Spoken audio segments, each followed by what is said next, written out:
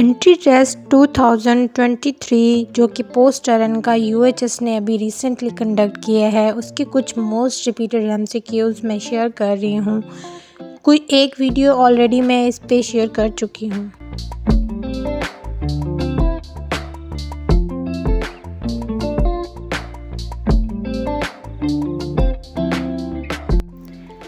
अस्सलाम वालेकुम, hope so you are all fine.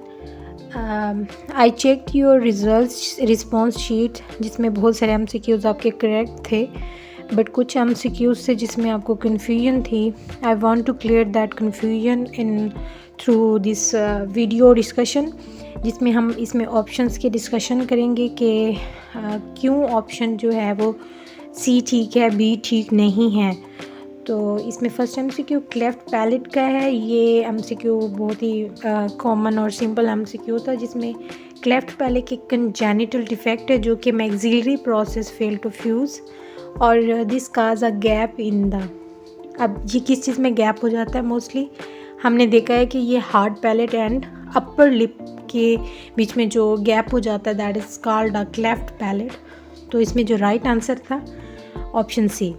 Next MCQ था कि अ 70-year-old women complain of dry mouth the most frequent cause of this problem.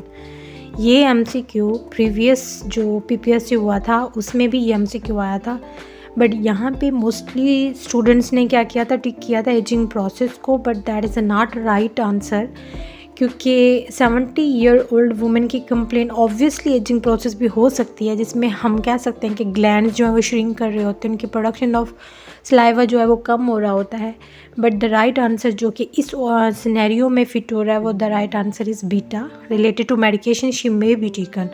और इसमें जो बाकी ऑप्शन है वो बिल्कुल भी इससे रिलेट नहीं कर रहे। एमसीक्यू के सिनेरियो में पूरी बात ये बताई गई है कि 55-year-old क्लाइंट है जिसका इंट्राऑक्यूलर लेंस इम्प्लांट हुआ है और अब उसे डिस्चार्ज कर रहे हैं, लेकिन उसकी पोस्ट जो ऑपरेटिव रिकवरी के लिए उन्हें कुछ इंस्ट्रक्शन दे रहे हैं कि उन्हें कुछ ऐसे एक्टिविटीज़ जो हैं वो अवॉइड करनी पड़ेंगी या ऐसी एक्टिविटीज़ करनी पड़ेंगी जो उनके प्रेशर को इंक्रीज़ ना कर पाएँ। तो हम इसमें देखते हैं ऑप्शन इसमें कौन सा जो है वो राइट आता है। वैसे तो अगर देखा जाए ऑप्शंस मोस्टली ऑप्शंस जो है वो करेक्ट आ रहे होते हैं, बट यहाँ पे जब इस तरह के ऑप्शंस आप देखो कि एक या एक से ज़्यादा ऑप्शंस आपके करेक्ट आ रहे हैं, तब आप प्रायोरिटाइज़ किया करो according to the Maslow needs. अब हमारी नीड्स सबसे पहले फिजियोलॉजिक नीड होगी बेसिक, उसके बाद हम हायर नीड पे जाएंगे ना। तो सबसे पहले वो नीड देखा करें जिसकी प्रायोरिटी सबसे हाईएस्ट हो, या अगर वो रिस्क पे आए तो वो सर्वाइवल के जो है वो रिस्क के सर्वाइवल के लिए रिस्की हो, तो वो ऑप्शन आप क्लिक किया करो।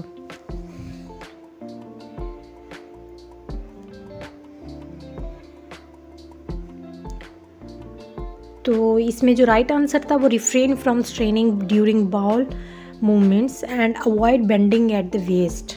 नेक्स्ट क्वेश्चन में भी यही था कि हाइपरटेंसिव पेशेंट है, सीडेंट्री लाइफस्टाइल है, हाई स्ट्रेस जॉब है, सैचुरेटेड फाइट, मतलब उसकी टोटली लाइफ जो है ना वो प्रोग्रेशन ऑफ अथीरोस्क्लेरोसिस कर रही है। तो अब हमने उसे क्या ऐसी इंस्ट्रक्शन देनी है या ऐसी लाइफस्टाइल मॉडिफिकेशन की बात करनी है एज अ नर्स। तो उसमें जो बाकी ऑप्शन है वो सारे करेक्ट आ रहे हैं, बट इसमें जो हाईएस्ट हमारा ऑप्शन होगा, जो फर्स्टली हमें उन्हें इंस्ट्रक्ट करना होगा उस पेशेंट को, that is the beta option, कि आप उसे रिकमेंड करेंगे सबसे पहले अपनी फ़िज़िकल एक्टिविटी को इंक्रीज़ करें और अपनी एक्सरसाइज जो है वो स्लो से स्टार्ट करें। सीक्यू में भी यही है कि एक 35-year-old पेशेंट एस्थमेटिक है, एस्थमेटिक अटैक हुआ है। वीजिंग साउंड्स तो नहीं आ रही, कोई ऑडिबल वीजिंग साउंड्स नहीं है उसकी, बट वो अपने एसेसरी मसल्स यूज़ कर रहा है, उससे लेबर ब्रीदिंग हो रही है। तो ये एक्सप्लेनेशन जो है वो किस चीज़ की तरफ जाएगी? अगर वीजिंग साउंड्स हो रही होती तो हम कहते कि इस्तेमा का जो है वो एक्यूट अटैक हुआ है। तो इसकी वजह क्या हो सकती है? इसकी वजह ये हो सकती है कि जो राइट आंसर है, airway so constricted that air can not pass through. Otherwise जो फर्स्ट ऑप्शन है that is not related to that answer. Inflammation जो है within the airway has subsided, that is also, और fine crackles भी नहीं है। Patient is holding their breath consciously due to anxiety, that is also not related to that answer.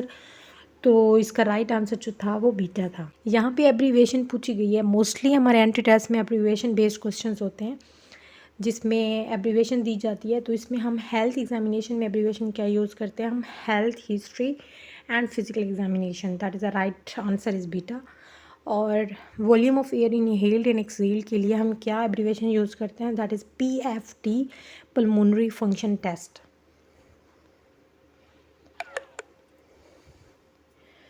During a physical assessment जब आप crackle sound सुनते हैं patient के lungs में, ये मोस्टली नमूनिया पेशेंट में आपको ये साउंड सुनाई देंगे। और न्यूरोलॉजिकल जब असेस करते हैं निस्टिग्मस मोस्टली हमारे सेंट्रल नर्वस सिस्टम की डिसफंक्शंस की वजह से हमें जो है वो फाइंड होता है। सूटेबल डाइट क्या है क्लाइंट की सिरोसिस और अब्डोमिनल एसाइटिस की, तो ये मोस्टली हाई इन प्रोटीन और हाई इन कैलोरी होना चाहिए। ये भी आंसर आप सबको पता था। कौन से कंपोनेंट हैं AVPU के, और ये भी अब्रीविएशन है। तो इसमें हम जब देखते हैं तो अलर्ट, वर्बल, पेन या अनरिस्पॉन्सिव, तो इसमें हमारा यू जो है वो अनरिस्पॉन्सिव है। अब इसमें बी के लिए भी अब्रीविएशन में पूछा गया है कि बी का राइट आंसर क्या है, तो ये बर्न में आता है। और नेक्स्ट का जो राइट आंसर था वो अल्फ़ा था। ये भी आप सबको जो है वो पता था। एक पेशेंट है जो कि कंप्लेन कर रहा है हेडेक की, तो हेडेक हमारा ऑब्जर्वेबल डाटा नहीं है। वो पेशेंट जब बोलेगा तो ही हम उसे फाइंड आउट कर सकेंगे, तो that is a subjective data. और ऐसा इंटरव्यू जिसमें हम कम टाइम लगाते हैं और मोस्टली हमारा फैक्चुअल डाटा बेस्ड होता है और नर्स के कंट्रोल में होता है या इंटरव्यूअर के कंट्रोल में होता है, तो that is a directive interview.